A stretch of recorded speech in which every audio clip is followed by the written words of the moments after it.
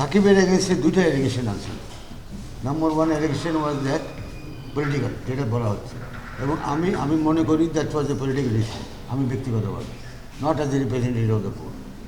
কারণ সে কানাডাতে ক্রিকেট খেলতেছে, ওখানে মার্ডার হয়েছে কে, সেই কেসে আসামি করে দিচ্ছে। তো দিস ইজ অ্যাবসলিউটলি ননসেন্স আমি মনে করি, যারাই করেছে এটা।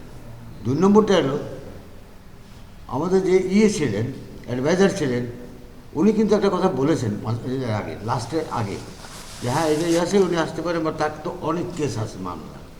দুদকে কিন্তু সাকিব আল হাসানের বিরুদ্ধে অনেকগুলো কেস আছে যেগুলো বেইলেবল। তো উনি আসে বেল নিয়ে এটা করতে পারেন।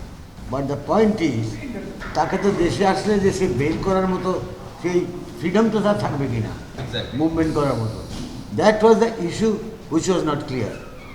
Not Shakib was giving to understand তাকে ওইটা তাকে করা হয়েছে, যারা এটা করেছে, বা এখান থেকে কোনো কিছু মানে কেউ এটা নিয়ে যায়। আর বোর্ডকে এখানে এইটা এমন একটা ইস্যু ছিল, যেটা নাকি আমার চেয়ারম্যান যে বললেন এখন, Shakib is almost bigger than the board. মানে এটা আমি বলবো nobody is bigger than the game, এটা কথা আছে। Because Shakib is a role model of Bangladesh cricket. আমরা তাকে সবাই পছন্দ করি, আপনারা করেন, ইনি করেন।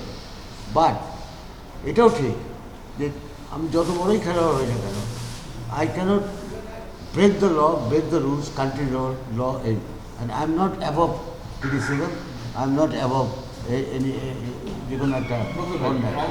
আমি আপনার মধ্যে দিলে একটা প্রশ্ন করতে পারি কিনা, যে কেউই বিগার দেন দ্য গেম না, অ্যাডভাইজার কি বলতে পারে যে আমি বিসিবিকে বলে দিব এর উনি যেন আর কখনো দেশের হয়ে খেলতে না পারে? আমি ওর পক্ষে বিপক্ষে বলছি না, এই কথাটা কি বলতে পারে ওই সিটিং চেয়ারে?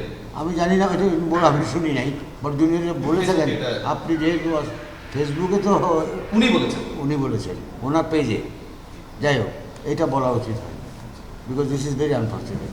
কারণ এটা আমি মনে করি যে আমি তার সম্মান রেখেই বলছি আমি, যে এই ধরনের উক্তি করলে চেয়ারটা সম্মানের। চেয়ারটা সম্মানের।